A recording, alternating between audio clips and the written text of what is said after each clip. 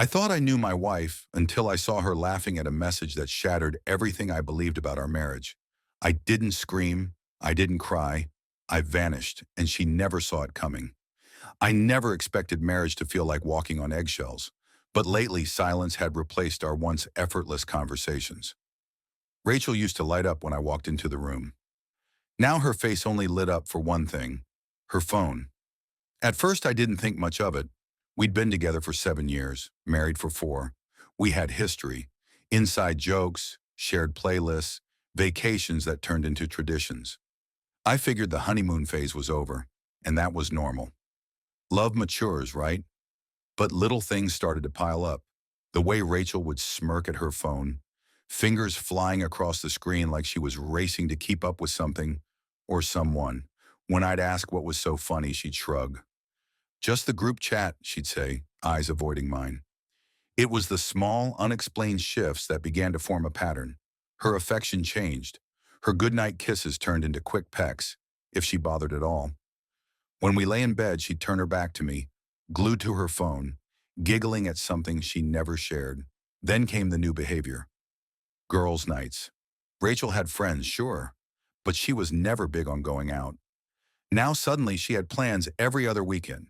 Dinners, drinks, impromptu parties, always dressed up, always a little too eager. Still, I didn't accuse. I didn't press.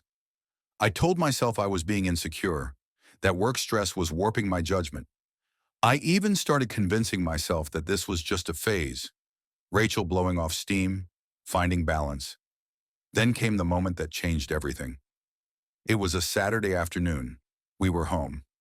She was curled up on the couch, glued to her phone, while I answered a few work emails at the dining table. The house was quiet except for the occasional ping of her notifications.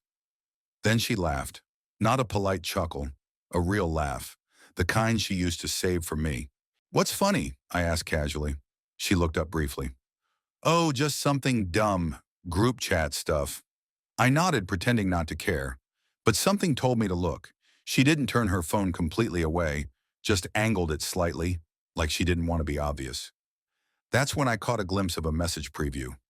"Oh my God, Rachel, you have no idea. It's like disappointing. No wonder you have to entertain yourself." I didn't react, didn't flinch, just kept looking at my laptop, though I wasn't reading a word. Inside, I felt the floor shift. That message wasn't about anyone else. It was about me. Rachel giggled again, completely absorbed in whatever cruel comedy was playing out in that chat. That night I said nothing. I played my role, smiled, nodded, even laughed at a TikTok she showed me, pretending I hadn't just witnessed the beginning of the end. But something inside me had changed. The next morning, while Rachel showered, I sat on the edge of our bed and stared at her phone on the nightstand. Face down. Unlocked. For the first time, I picked it up. I never wanted to be the kind of man who checked his wife's phone. But whatever line there was between trust and suspicion, Rachel had already crossed it. Her group chat was easy to find. The same group of women who smiled at me at dinner parties. The ones who now ridiculed me behind the screen. The deeper I scrolled, the worse it got. Jessica. "No way, Rach. That bad?" Rachel. "You have no idea. I fake it 90% of the time." Jessica. "Girl, how do you stand it?" Rachel. "Toys. Otherwise, I'd lose my mind." There was laughter in every reply. Their private jokes had a target. Me, I put the phone down before she stepped out of the bathroom. She smiled at me like she always did, asking what I wanted for breakfast. I smiled back, but inside something was already gone.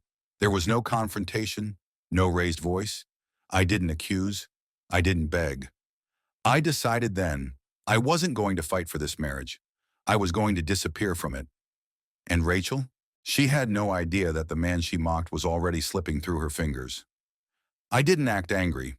I didn't pull away. Not visibly, at least. I maintained the same routine. Morning coffee, polite small talk, shared chores, but my mind was elsewhere, locked in planning mode. Rachel didn't notice. She was too distracted by her secret life to realize I'd begun dismantling ours. The first thing I did was move half of our joint savings into a private account.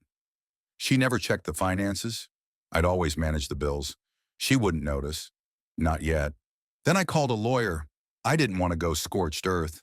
I wasn't out for revenge. I just wanted a clean break. No drama, no drawn-out battles. We had no kids, no shared property beyond the apartment, and most of our possessions could be replaced. I asked my lawyer to begin drafting divorce papers. While Rachel was out for another girls' night, I toured apartments. I found one across town, small, clean, anonymous, a space where I could be alone and unobserved. By the time I signed the lease, I had already begun moving the essentials.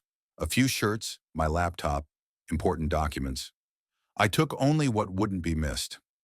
Back at home, Rachel stayed in character, still laughing at her phone, still acting like everything was fine. And why wouldn't she? In her eyes, she still had control. I was predictable, forgiving, the man who made excuses for everything. But she didn't know she was talking to someone else now. One night, while she scrolled through her phone beside me, I was reviewing the final draft of the divorce papers on mine. She didn't look up. She never did anymore. The distance between us had grown into a canyon she didn't even notice. A week later, I tested the waters. We were lying in bed, me with a book, her glued to her phone. She sighed and rolled toward me, placing a hand on my chest. "You've been quiet lately," she murmured. I turned the page, calm and unreadable. "Busy with work." She gave a dramatic sigh. "You don't talk to me anymore." I looked at her, forcing a neutral expression. "What do you want to talk about?" She hesitated. That flicker of doubt, just for a second, passed through her eyes. "Us, I guess." I nodded slowly. "We can talk tomorrow. I'm tired." Then I turned over. That was it. No fight, no accusation, just a subtle shift of control. She didn't push. Maybe she thought I was sulking. Maybe she still believed I'd come around, like I always had.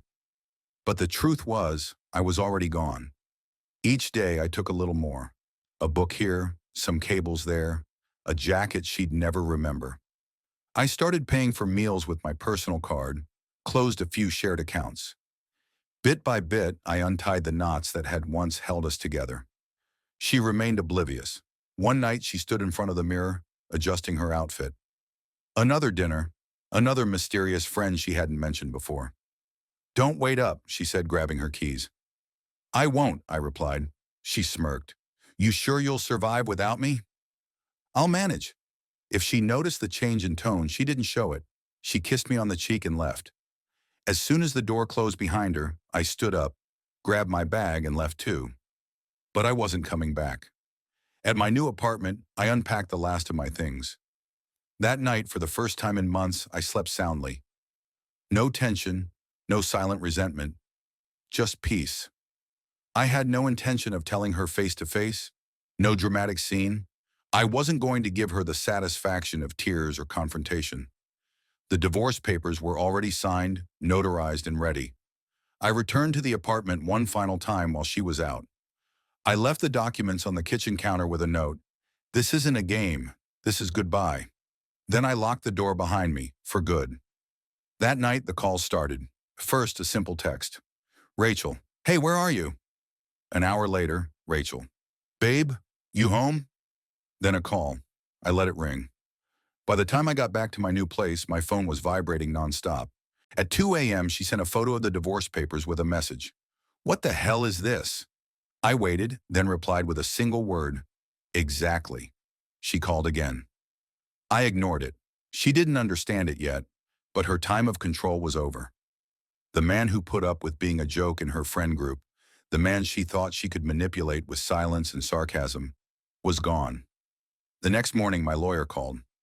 "She tried reaching your office," he said, laughing. "Looks like someone didn't see it coming." I smiled. She thought she held all the power. Now she was starting to learn what it feels like to lose it. The day after she received the divorce papers, Rachel called 10 times in a row. I didn't answer once. Her texts alternated between anger, confusion, and what I can only describe as panic. "Rachel, are you seriously leaving me over some jokes?" Then minutes later, "Rachel, we need to talk. This isn't like you." And then, "Rachel, please, just call me." I didn't respond. I wasn't being cold for revenge. I was staying silent because there was nothing left to say. The truth had already spoken louder than I ever could. That first weekend apart, she kept calling until midnight. She even left voicemails, her voice shifting from irritated to unsteady. I listened to none of them. She'd spent months talking over me, talking about me behind my back. Now she could talk to an empty inbox. Days passed, and the messages became more desperate. Rachel, you're blowing this out of proportion. It wasn't serious. Rachel, you know I love you, right? That last one stung, not because I believed it, but because I once would have. I sat on my couch, reading her text from the same phone where I had once read her betrayal. The irony wasn't lost on me. A week later, she showed up at my new place. I saw her through the peephole, arms crossed, looking around like she wasn't sure what to do. She knocked twice. David, she called, I just want to talk. I didn't move. She stood there for a while, shifting from foot to foot, then pulled out her phone. A moment later, it buzzed on my end. Rachel, I'm outside, please. Can we just talk like adults? I stayed still, breathing slowly, letting her words hit a wall of silence. Eventually, she gave up and left. I could have felt bad. I could have opened the door, let her in, listened to whatever rehearsed explanation she had prepared.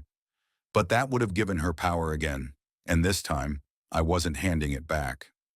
After her visit, she didn't text for a couple of days. Then one afternoon, my phone lit up. Rachel, you're really just ghosting me. That's low. Rachel, at least be man enough to talk to me. Rachel, no wonder I had to entertain myself. There it was, the mask slipping, the same contempt that filled those texts I'd read behind her back. For all her fake apologies, this was who she really was when she didn't get her way. I didn't answer. I didn't react. Soon her friends started messaging me too. Jessica, the loudest voice in that cruel group chat, sent, Jessica, look, I know Rachel hurt you, but ghosting her, that's not right. At least give her a chance to explain. I blocked her number. I wasn't going to engage with people who laughed at my expense. Let them watch Rachel unravel without their emotional safety net. They were happy to throw me under the bus in their private chats. Now they could sit with the consequences. A few days later, Rachel returned. This time, she didn't knock right away. She just stood outside my door, shoulders slumped, holding her phone like it might give her answers. Then came the knock, not loud, hesitant. David, I don't know what to do, she said through the door. Please, I miss you. Her voice cracked, then silence, then another knock. I messed up, she whispered. I know that. I was stupid, okay? But you can't just pretend none of it mattered. I didn't move. I could hear her breathing, shallow and shaky. I didn't think... She stopped herself, like the words hurt to say. I didn't think you'd ever actually leave. That part I believed. She had built a world where I was a background character, reliable, predictable, easy to mock. She never thought I'd walk off the stage. Eventually, she left again, this time slower, dragging her feet. I watched from the window until she disappeared down the stairs. I didn't feel satisfaction. I felt confirmation. She wasn't heartbroken. She was shocked. Rachel had confused control for security. She thought mocking me in secret and being sweet in person would keep things balanced. She thought silence from me meant safety for her. Now she was learning what real silence felt like. Within a month, the divorce process was nearly complete. I didn't demand anything beyond fairness. No spite, no tricks, just a clean exit. Rachel's texts continued, dwindling from multiple times a day to once every few days. Rachel, I just want to understand. Rachel, please talk to me. Rachel, you're not this kind of person. She was wrong. I wasn't that kind of person before, but I had become someone else, someone who respected himself enough to walk away. The final time she reached out during the process, it wasn't a plea, it was a confession. Rachel, I didn't mean to hurt you. I thought it was just venting. I didn't realize how much damage I'd done. She still didn't get it. It wasn't just what she said.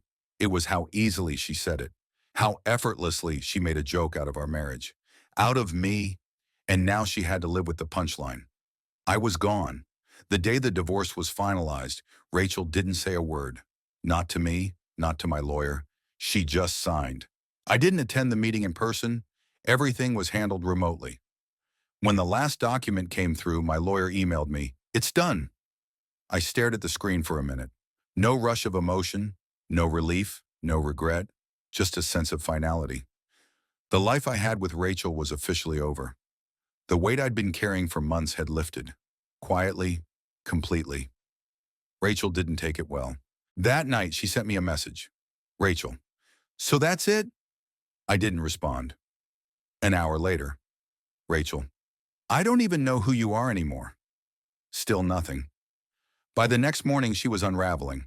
I found out from mutual friends that she had to move out of our old apartment. Without my income, she couldn't afford the rent. Apparently, she'd assumed she'd have time to renegotiate, maybe manipulate the situation back in her favor. She was wrong. Her friends, the ones who'd laughed at my expense in that group chat, weren't as loyal as she thought. Two of them stopped talking to her altogether. One even unfollowed her on social media. Turns out, making fun of your husband isn't so funny once the fallout gets real. She started dating again. Too quickly, too obviously. I didn't seek out the details, but some of it filtered back through mutual acquaintances. The guys didn't last. Most didn't stick around for more than a few dates. Some didn't even make it past the first. I could imagine why. Rachel had spent years treating emotional security as a given. She thought it was standard, something that came built in with a relationship. She forgot that trust is earned, not owed. The men she dated weren't patient like I had been. They didn't care about her backstory, her attempts to spin the narrative. They weren't invested. And without investment, there's no tolerance, no forgiveness, just exits. I got a new job shortly after the divorce. A better one, with more flexible hours. It wasn't part of some grand reinvention. I wasn't trying to become someone new. I was just shedding what no longer served me. For the first time in years, I wasn't walking on eggshells. I didn't have to filter my words, second-guess my instincts, or wonder what jokes were being made behind my back. I was free, and Rachel was finally sitting with the consequences she never thought would catch up to her. One night, about 2 months after we finalized everything, she showed up at my new place again. She didn't knock immediately. She just stood outside, her phone in hand, pacing slowly. Then she knocked. Once, then again. "David," she called, "please, can we just talk?" I didn't answer. I didn't even move. Her voice cracked. "I'm not here to fight. I miss you. I miss us." She waited. I didn't realize what I had, not until it was gone. I stayed silent. "I didn't think it would end like this," she whispered. That part was probably true. She never thought I'd leave, just like she never thought she'd lose her apartment, her safety net, or the version of herself that looked strong when propped up by someone else's loyalty. She cried quietly, then she stopped, and then she left. I didn't feel triumphant. I didn't feel cold. I just felt clear. Rachel wasn't breaking down because she missed me. She was breaking down because she missed what I gave her. Comfort, stability, someone who forgave her even when she didn't ask for forgiveness. Those things were gone. She had to rebuild now, just like I had. Only difference, I started from honesty. Rachel kept texting over the following weeks, less frequently, more restrained. The tone shifted from denial to guilt. "Rachel, you didn't deserve how I treated you." "Rachel, I wish I could take it back." "Rachel, you were always better than I gave you credit for." I didn't respond to any of them. She sent one final message after 3 months of silence. "Rachel, I'm sorry, I was stupid, I didn't mean it. Please, just come home." There was no home to return to. That place, physically, emotionally, relationally, no longer existed. I stared at her message, then deleted it. No reply, no closure, no explanation, just silence. And for once, silence felt like peace. Life didn't change overnight, but it began to make sense again. With Rachel behind me, I had time to breathe without tension. The apartment felt quiet, but not empty. I filled my days with work, exercise, and the small things I'd once put off. Books unread, walks at dusk, calls with old friends I'd lost touch with. People close to me noticed the shift. My best friend Josh invited me out for drinks one night, something I used to decline to avoid friction at home. We sat outside a bar downtown, talking about nothing in particular. He finally leaned in and asked, "How are you really doing?" I didn't pause. "Better than I thought I'd be." He nodded. "You seem lighter." I hadn't realized it until then, but I was. For years, I'd been carrying the weight of a relationship that only looked whole from the outside. The truth was, I'd been alone long before I walked out that door. I just didn't want to admit it. A few months after the divorce, I ran into someone I hadn't seen in years. Megan, an old college acquaintance. She worked nearby, and we bumped into each other at a bookstore. We chatted, caught up, exchanged numbers. It wasn't a dramatic reconnection, no sudden romance, just two people who liked talking and started doing it more often. For the first time in a long time, I found myself smiling without force. There was no rush. No need to prove anything. I didn't tell her about Rachel. Not yet. I wanted her to know me for who I was now, not who I had been. Meanwhile, Rachel faded from my daily thoughts. The messages stopped. The knock at the door never came again. Eventually, I stopped checking if it would. One day, a coworker mentioned seeing her on a dating app. "She seemed different," he said carefully. I didn't ask for details. Rachel had become a chapter I'd already closed. Whatever she was doing now, wherever she ended up, wasn't mine to care about anymore. The lessons, though, those stayed with me. I learned that love without respect is just convenience. That loyalty doesn't mean tolerance of cruelty, even when it's dressed up as humor. That silence isn't always weakness. It can be power, especially when it's used to walk away instead of lash out. Some might think I should have confronted her, demanded an apology, thrown every insult she gave me back in her face. But that would have meant letting her define the ending. Instead, I chose to define it myself. Not through revenge, not through payback, through peace. I rebuilt a life on honesty, independence, and quiet strength. And when I looked around, I realized something. What I'd lost wasn't love, it was illusion. The real love started when I learned how to let go. A few more months passed. One evening, while deleting old files on my phone, I stumbled upon the screenshot I'd taken of Rachel's message. No wonder I have to entertain myself. I stared at it for a second, then deleted it. Not in anger, not in grief, just as a final gesture, a full stop. That part of my story was over. Now I was writing a new one I didn't have to hide inside.